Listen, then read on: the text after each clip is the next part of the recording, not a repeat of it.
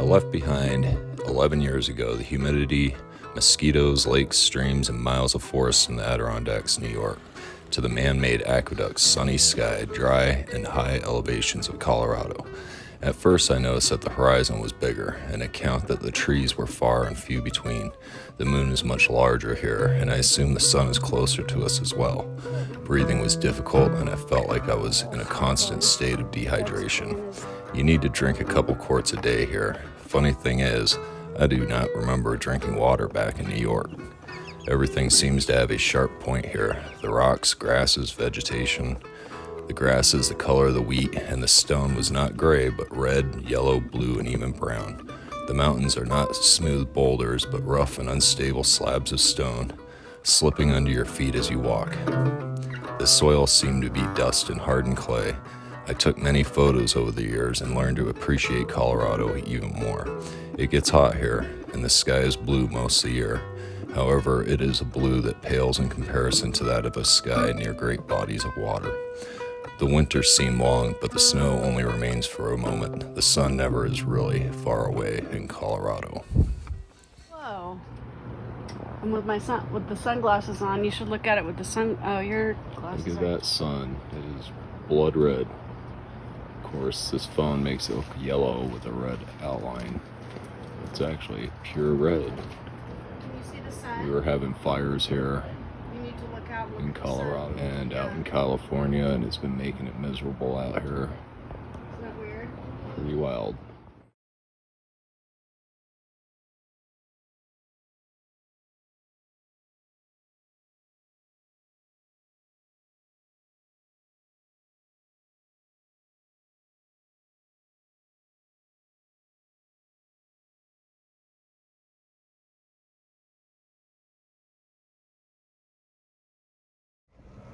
Hello, Canadian Conquistador here. It's been a while since I've done a garden tour. This is September 6th. It's just 2 degrees below 100 degrees, and we've had like a real hot summer, 100 degrees plus, and we haven't been watering back here. I've been doing a lot of home projects, so I haven't been paying attention to this garden. It's gotten very little water at all, and I'm going to show you what that has on the effect of a food forest designed specifically to hold water. Let me take you on a short tour. Don't look at the mess. There's big messes all around. I'm cleaning that up soon, but Tuesday we're supposed to get snow. Can you believe that? 98 degrees to snow. You gotta love that stuff here in Colorado.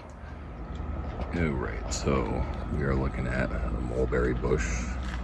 It looks pretty healthy, but it's thinning out. I had several squash. That squash pretty much grew over the persimmon, protecting it from all this heat. You can see all the leaves on the squash are just dried out. Everything's died back pretty much. It was really lush late July. But like I said, we've had weeks where it's been almost up to 100 degrees almost every day, and I haven't watered back here. The animals are doing good. Rabbits are doing good. Chickens are doing good. I had to move my banana because it was getting fried in the sun. You can see that. It's in partial shade now. All my onions I processed, and my garlic I processed and distributed the scraps to the fodder to the mounds. It's amazing. These plums are doing awesome, but no fruit. I have a feeling maybe next year I might get some, what do you call that? Frost cloth, something like that, and see if I can save some flowers next year. Horseradish and all that. I've been stepping all over it though. I've been painting. I put up new wood on the house. Yep, so I've been kind of ignoring the garden and trampling on it, and there's no way around it. It's better to do it now while everything's in its infant stage instead of waiting until everything's more mature. And then I'd be really sad if I was stepping on stuff, but like the horseradish, the sunchoke, so it'll come back. Squash, I have a cutting of a currant right there. Over there, everything's looking sickly, but that's because of the heat. Yeah, currants, elderberries. One of the elderberries is doing really well. It must have its roots down really deep. I have a hawthorn over there that's just fried. It's got like 3 green leaves on it. The grapes did good. Had grapes, but the squirrels came and ate them. I've got a construction project over there. I'm redoing the pond, and that will be another video. Over here, this year, the elecampane actually flowered and got big, but the wind knocked it over, so it's listing. The boysenberry, of course, does well every year. Squirrels and the mice get the berries, though. Eventually, I'll be out here on patrol more. The apples have grown another 8 inches. They're pretty slow growers, it seems. It'll probably be 10 years before they're normal-sized trees. I have a, if you can see down in the pond, I have some kind of bush that I bought and a Japanese maple that'll go in the back over there. I did lower the fence, the trellis. It's not over the neighbor can't see it now. I bought that bullhead, but that's gonna be another tour when I start working on the pond.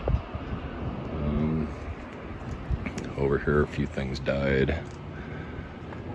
Oh, this currant's slow.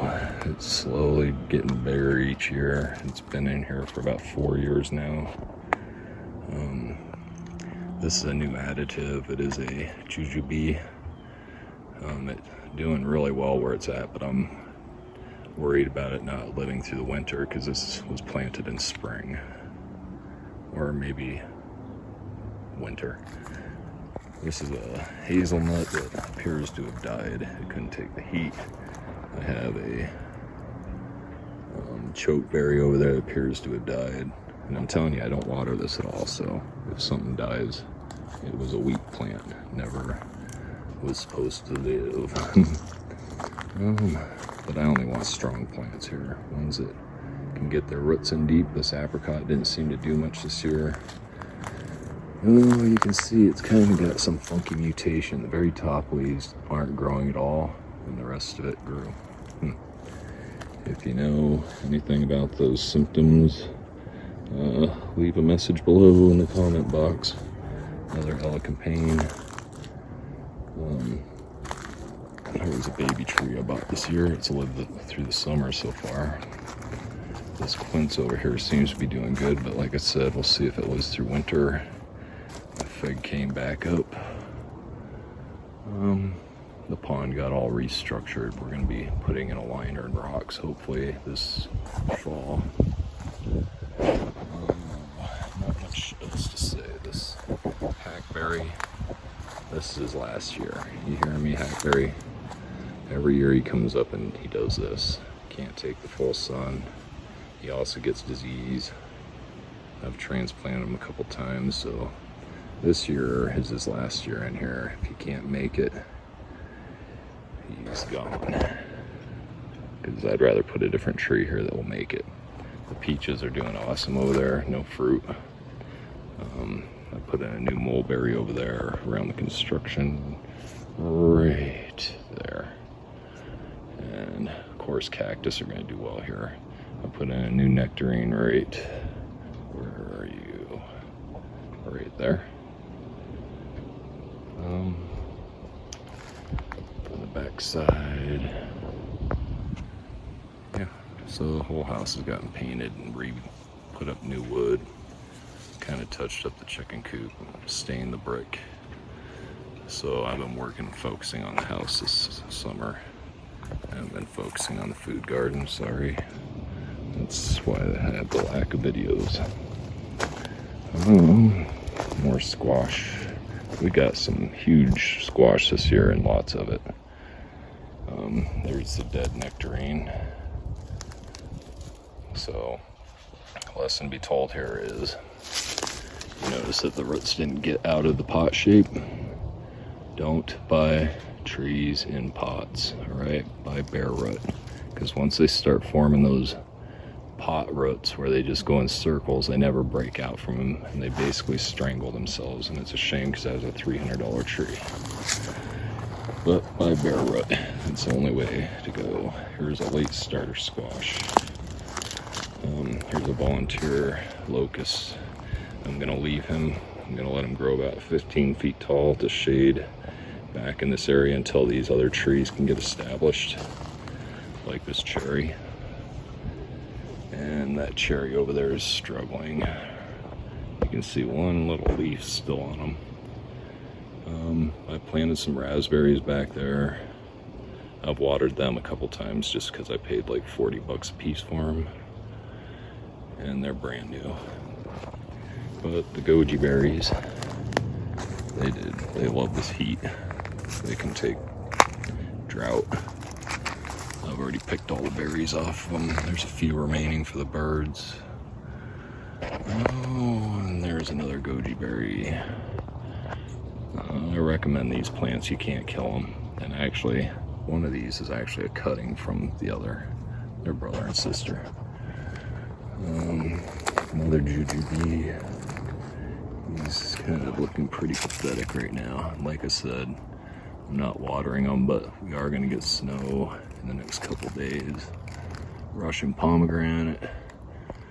I'm going to take cuttings because this is a freak freeze that we're going to get. We usually don't get this kind of weather in September. So I'm going to try to take some cuttings of the plants that I'm iffy about, whether they're going to survive or not.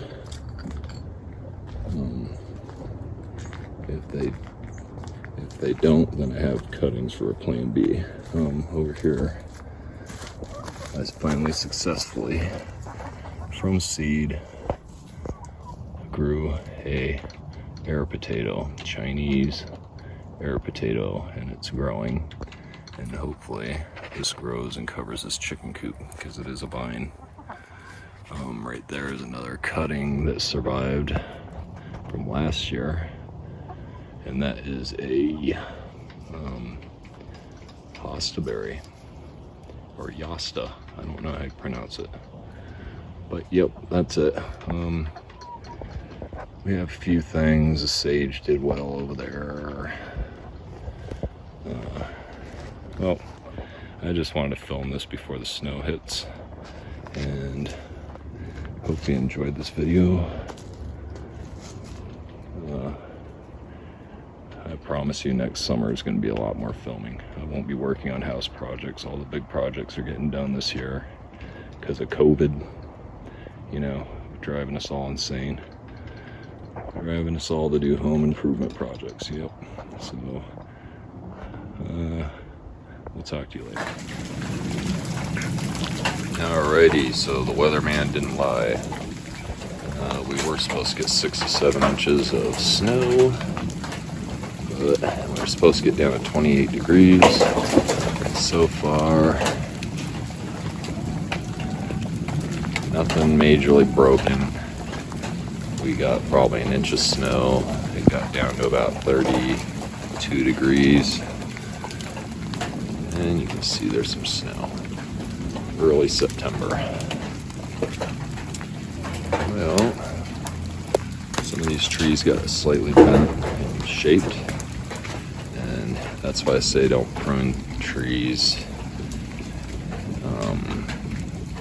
perfectly, because, you know, God's got to have his time on pruning also, and this is how he does it. So you might shape the most beautiful tree, but in the end, it's going to get shaped for you anyways. Alright, that will be it for this video.